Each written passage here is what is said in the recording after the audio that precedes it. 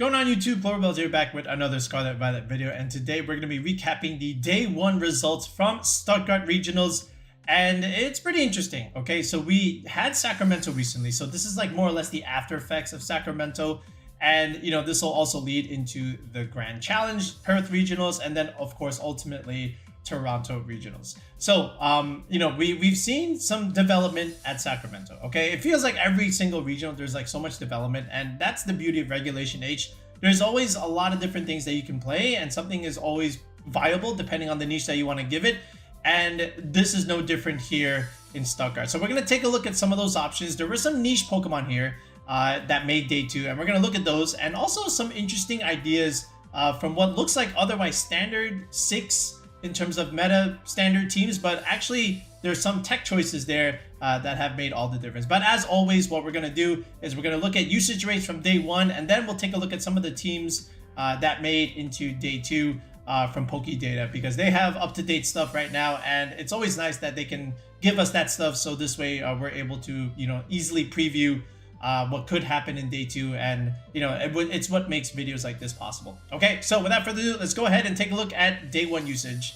All right, so here we are. This is day one usage, and Sneasler still #1 here, but what's not far behind right now is Incineroar. So Incineroar still continues to climb, and now it's up to 40% usage. All right, just under Sneasler from day one, and that day one percentage from Sneasler is actually a little bit lower than what it normally is. It's usually around the high 40s. Now it's at just a low 40, and Incineroar continues to climb. So remember what we've been saying with Incineroar is since the beginning of Regulation H, it's always been floating around that 25-20 percentile. And now recently it cracked the 30 percentile, and now you're in 40 percentile in day one. So that's pretty cool. And now you've topped the Goldengo and the Rillabooms, which have always followed Sneasler in terms of second and third place now.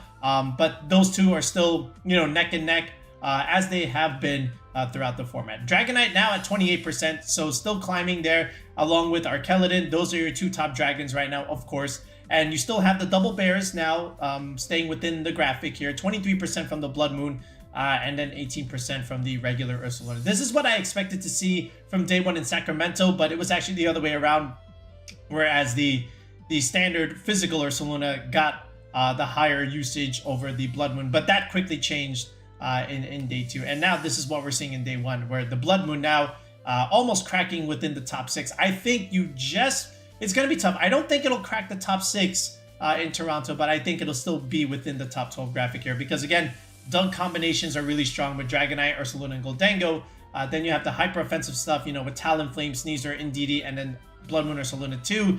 And it just, all things considered, the Blood Moon is now very slappable on a lot of different things. And in all honesty, it should have never left the meta. Like, it was pretty high usage, in the beginning of Regulation H, but then it just wasn't really anywhere to be found after, like 2 months. And now all of a sudden, this last month and a half or so, it's quickly come back and it's coming in with a force, right? And then King Gambit now under 20%. So that's the main difference here, is that Gambit has fallen quite a bit. You used to be within the top 3, right? And now we're not even cracking 20 percentile anymore. Now we're at 17%.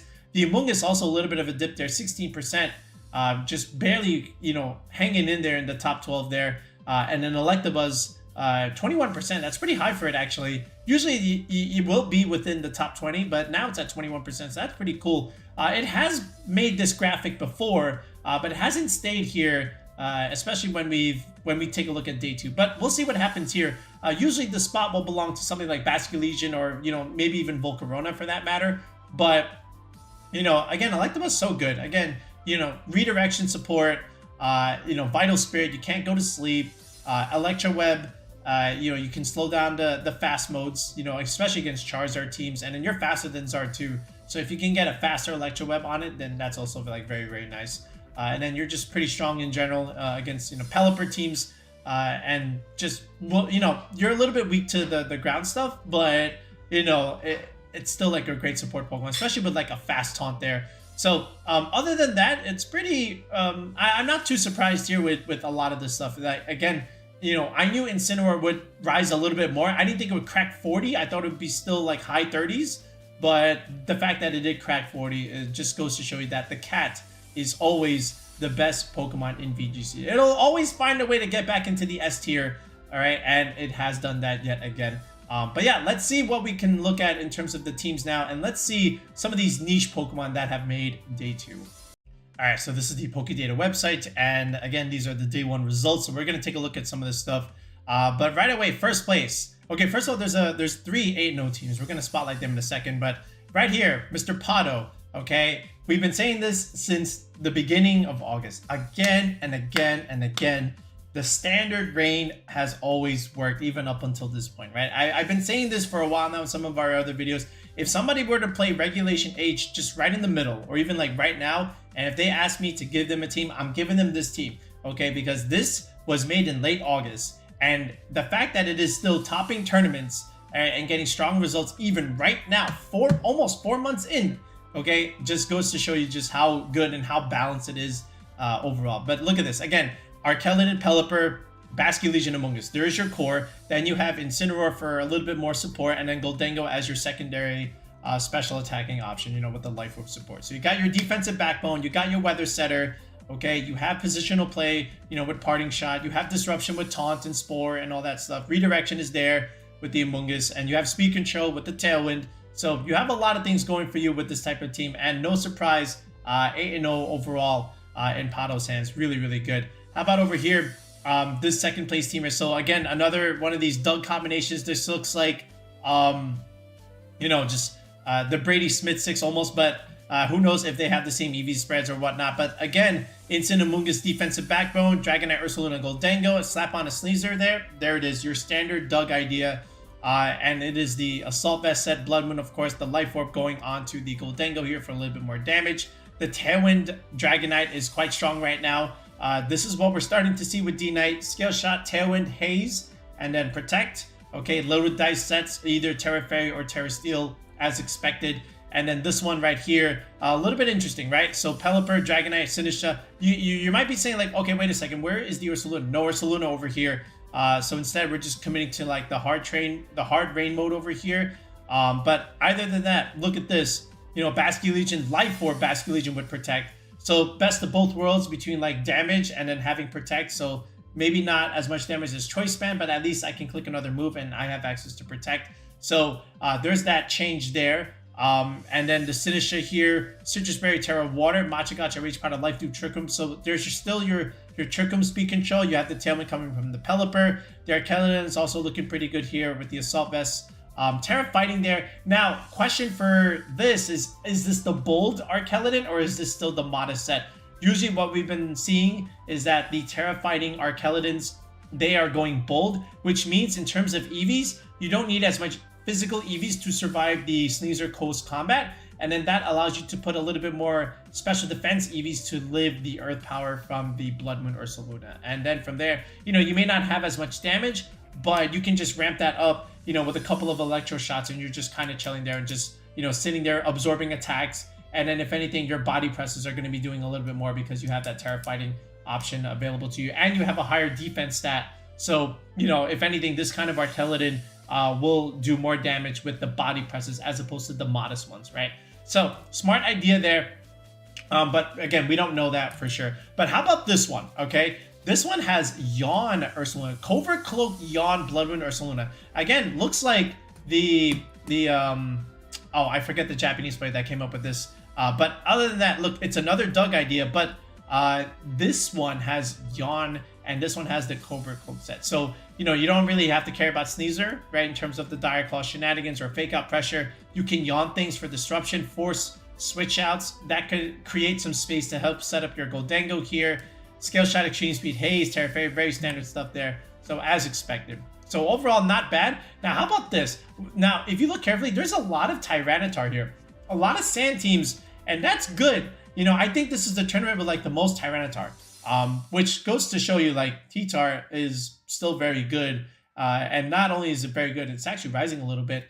But let's see how far Sand can get here yet again. But look at this. You got Talonflame, Sneasler, Ursaluna, and Didi. Very standard 4 in terms of the hyper offensive combination, like we said earlier in the video. Then you have Electabuzz, and then this last slot here is always up for grabs. You've seen Dragonite here. Sometimes you've seen another Pokemon, you know, fill that role also. But here we have Tyranitar doing that job here. So still very good.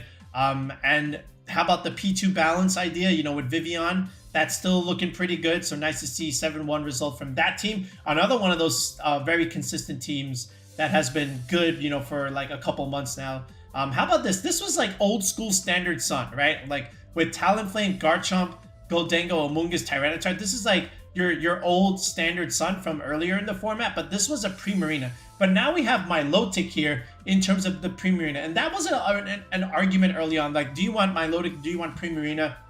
Okay, that sometimes Milotic doesn't have the same damage output as the Primarina. But the one thing that Milotic does have is competitive. And look at these options. Tyranitar, Garchomp, and even Goldengo. These three don't do well against Incineroar. And if Incineroar is like 40% usage, or Gambit's on the decline, how about you add Milotic now?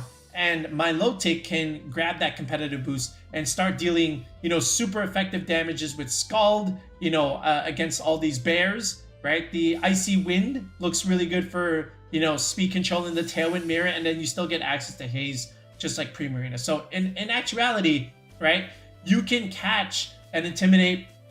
You can also catch maybe an opposing Icy Wind for that matter. And then once you do get that competitive boost, that's a big boost, right? That's +2. So your Scalds are going to be doing a lot of damage. And then Terra Dragon's also pretty nice. Again, resisting the electric and the grass, super effective damages into it. So I like this. And safety goggles too, right? So you get to ignore Amoonguss, you get to ignore Rage Powder. You can't get Spored or anything like that. So Milotic safety goggles, pretty smart set. We might even just make this into a rental. I think this is a pretty cool team, unless they make it public themselves. Mr. Ryan, right? But this looks like a very solid 6 that I want to try and make myself. So stay tuned for December rentals. This one, again, standard screens dug with Ninetales, Icy Wind, and Encore stuff from City, right? We've seen them before. But as you go further down, take a look at some of this stuff. So again, Tyranitar here on the P2 balance team. Again, lots of Tyranitar teams here. Look at this one, right? Again, Whimsicott, Goldengo, T-Tar yet again. All right, there's Garchomp there. So nice to see some stand teams, do really well within the top 16.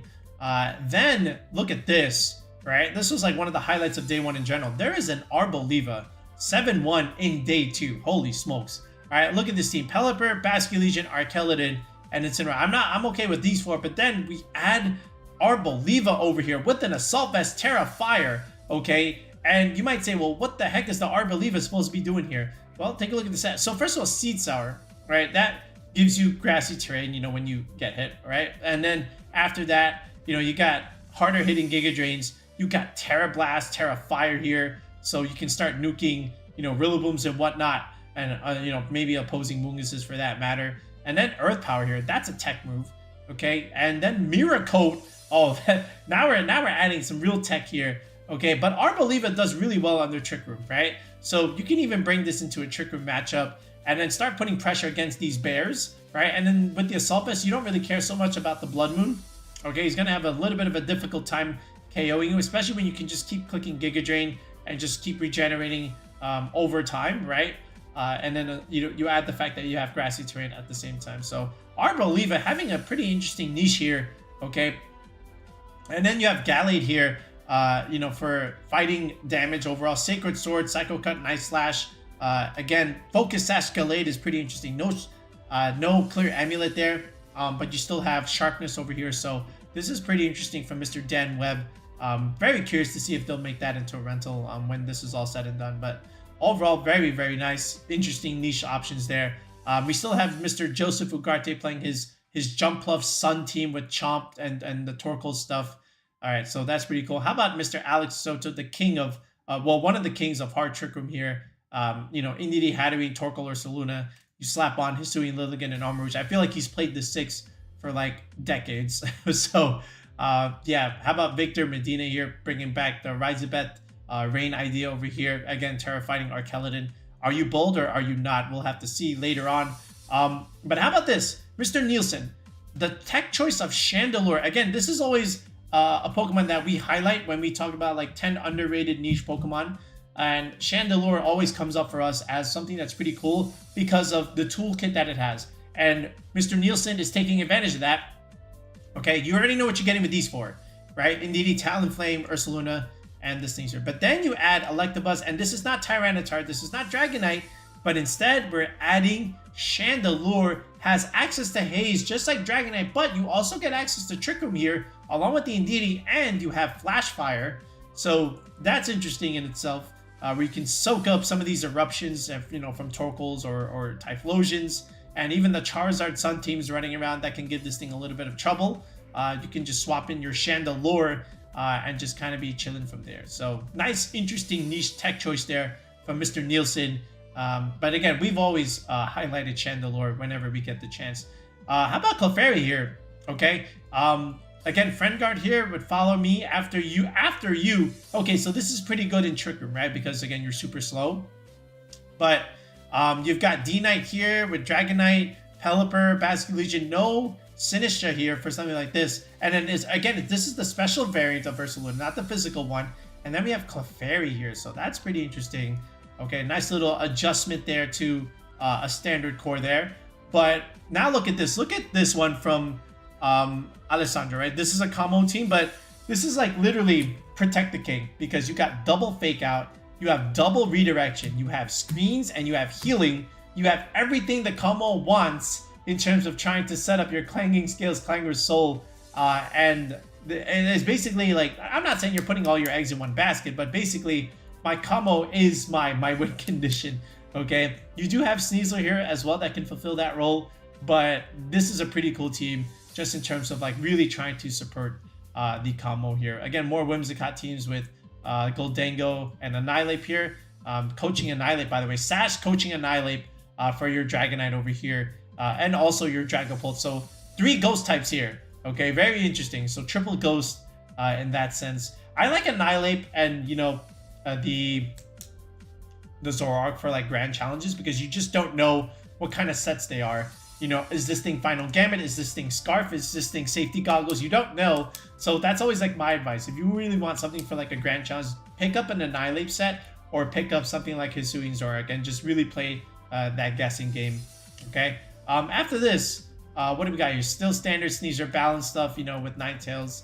And then how about this one? This was like also another one of those older Regulation H builds where you have the King Gambit instead of the Goldango, but now we add Rillaboom here instead of Incineroar. Okay, you know, it used to be like Instant Amoonguss Backbone here, but now we're just adding Double Grass here with the Rillaboom here for a little bit more extra terrain control. So that's pretty cool. Then we have Mr. Jamie Boyd here. How about this? This almost looks like a standard team, right? Which is something unusual from Jamie Boyd. But then we look at some of the sets here, and now things get a little bit more interesting, right? First of all, Assault Vest Dondozo with Unaware. So you got Wave Crash, Heavy Slam, Earthquake, and Order Up. So Mr. Boyd wants all of that, okay? So then, you know, to compensate for the lack of special defense on Dondozo, let's add the Assault Vest here, and now we'll make this thing super bulky, okay? And then look at this Tatsugiri set. Draco Meteor, Terra Blast, Terra Fairy. Well, all right, and then Pulse, and then just straight up Protect. So interesting choice there with the Terra Blast, Terra Fairy, but also makes sense. You know, you're weak to dragon moves, you might as well just go with the fairy route. How about Light Screen Goldango? Okay, Light Screen and Reflect, no Protect. Okay, just Light Screen and Reflect. And then Fake Tears Whimsicott here, which does well with a lot of these options, you know, with the Typhlosion, the Arkeladon, and the Goldango. But yeah, man, double screens Goldango. Mr. Jamie Boyd has done it again. All right. And then down here, you know, we've got Slacking, okay? Wheezing Slacking in day 2. That's crazy. Okay, Talonflame, Goldango, Garchomp. We know what this does. Same thing with the Toedscool, Mycelium Might. But we got Wheezing Slacking here. So again, Wheezing is one of those Pokemon that, you know, looks good on paper, but you really have to have good, solid fundamentals in using this thing, because otherwise it's just a dead slot, doesn't exert pressure, and then the opponent can still overwhelm you even if they don't have their abilities. So I always advise people take precautions when using Wheezing, because if you're still like a newer player, I would probably stay away from it a little bit, because it just requires like very, very fine positional play to make sure you get the most value out of your Wheezing. And all they need is just one turn. Sometimes the opponent just needs like one turn of their ability. They don't need it on the field for a while. So if you need to preserve your Wheezing and switch it out, then the opponent gets their abilities back. And sometimes that one turn of the ability is just what the opponent needs, and then you just lose from there. So just pay attention to that. But this is a pretty good team from Mr. Alberto. Again, a lot of these options make sense, so no problems here. There's the Hydreigon team that we previewed in the last 2 videos, right? This is the one that we built. It's not ours, obviously, but because we were inspired by, Sacramento. But the goggles Hydreigon onto the P2 balance stuff, right? This is what we like. Support Hydreigon here with Snarl and Tailwind. I knew we would see this again, right? And it's nice that this also made day 2. There was a few Hydreigon teams that made day 2, so I'm very happy about that. This one from Matt Maynard, Mr. Buenti. This looks like the Yotam Cohen Kilowattrel stuff from Sacramento. So nice to see that coming back yet again. How about this one? Size spam stuff. Delphox. Okay. Whimsicott, Indeedee, Delphox here. You get the Mouse Ape. You get the Sneezer. All right. All good stuff. So pretty interesting options here. And then look at this. Another Drifblim team. Okay. I feel like there's always like one Drifblim team in every regional. But this one isn't Psychic Seeds. This one is Grassy Seed. And you still have Acrobatics, Strength Step, Sunny Day. Well, no Tailwind. Very interesting here. No Tailwind on the Drifblim. Usually you do see that, but nothing here. Instead, we're doing Strength Sap, Acrobatics, Sunny Day Drifblim, and then Will-O-Wisp. So we've dropped Tailwind for Sunny Day. Very interesting choice there.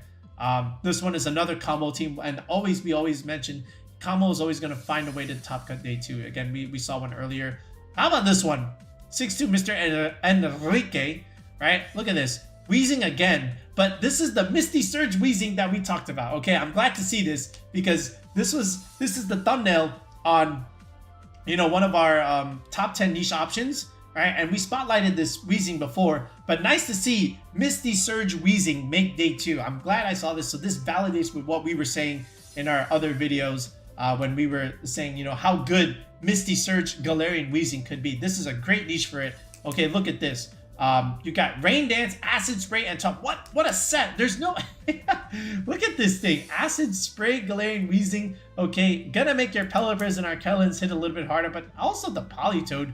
This is a Specs Politoed. Holy smokes. So we've got Pelipper and Politoed on the same team. Okay, and then we have Overcool instead of Basky Legion with Swift Swim. So Throat Chop, Gunk Shot, and Haze. So this is your Haze user. This Politoed is meant to do damage, meant for violence. Okay, then we have the Galarian Wheezing over here, just causing problems with Misty Surge. Again, no Sneeze or Shenanigans, no Sleep. Okay, reduction in Dragon type moves. So overall, very, very nice set. And again, Covert Cloak Wheezing too, right? So that's very interesting. This team has 1 Protect, okay, and that's coming from the Overcool. So that's pretty cool from Enrique. I wonder how far this team goes. I'm pretty excited. So we'll have to wait and see. This one is the screen stuff, with the Ursaluna Mouse Ape idea. We've seen this before. And then as you scroll down here, again, the Sand side spam stuff with Corviknight with the Power Trip. This is like almost the Nils team, but instead we have a Maushold here as opposed to something like a Magmar. So that's also interesting in terms of making that swap there. But overall, I haven't really seen any of those Sun teams yet. The one that Marco had. Again, that's a tough team to pilot sometimes. But Marco has really mastered that. Look at this one from George Lang. Again, this is the egg stuff, which we've seen a couple regionals ago. Again, with the Executor being expanding force, focus sash stuff. How about Mr. Fevzi? Look at this. Mr. Fevzi himself. Ribombee has made day 2. Tailwind, Moonblast, Pollen Puff, Sweet Veil. Wow. Okay, and it's a Tyranitar team with Glamora. So Glamora definitely loves the sand. Power of Glamora. And then you get Tailwind on this. Instead of from like a Talonflame, we're going with the Ribombee here. And then here's Gashanon, just chilling here with Storm Drain and Clear Smog. Right, Earth Power, Ice Beam stuff. So 3 attacks and Protect, no Yawn. And we're just going a little bit more offensive with our coverage here. So that's pretty cool. Then down here, as we keep going, again, lots of cool teams that we've seen thus far. Here's the Flamigo idea. So again, instead of Tyranitar, instead of Hydreigon, you can have Flamigo here. Also definitely works. The Yanmega stuff that Mr. Wolf showed us that one time with Arkelidon as well. That's still also pretty good here. Again, lots of P2 balance. The 5 core with the +1, right? So that's like going to be a theme when we recap day 2.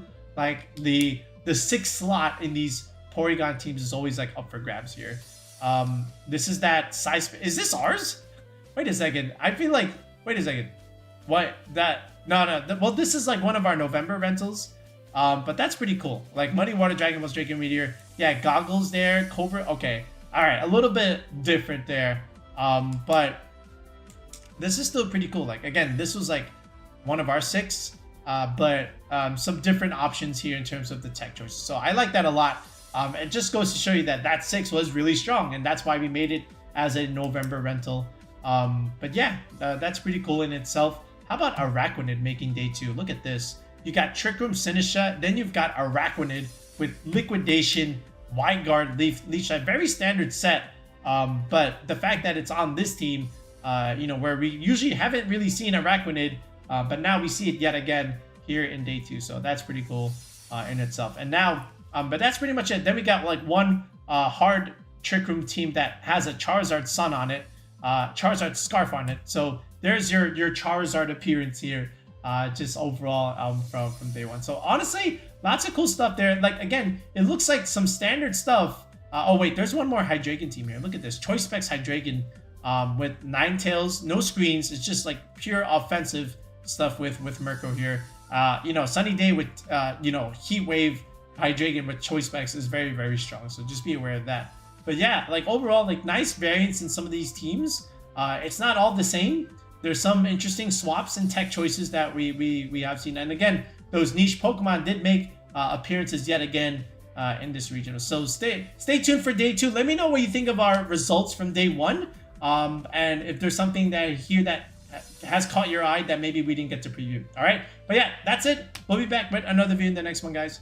Peace out and have a good one.